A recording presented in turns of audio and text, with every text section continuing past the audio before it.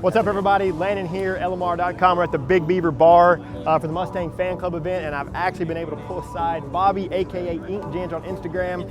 I've been following his build for really the past, I guess, 2 months. Bobby, man, tell us what goes through your head and what all went down with this thing, man. Pretty much, I bought the car July 5th in Chicago. I drove out to Chicago to buy it, drove it home, started working on it about a week later. In between all my other jobs at my shop in Wallingford, Connecticut. Pretty much it was Oxford White, tore it down 100% to a shell. Made glass out, fully apart, suspension, motor, everything.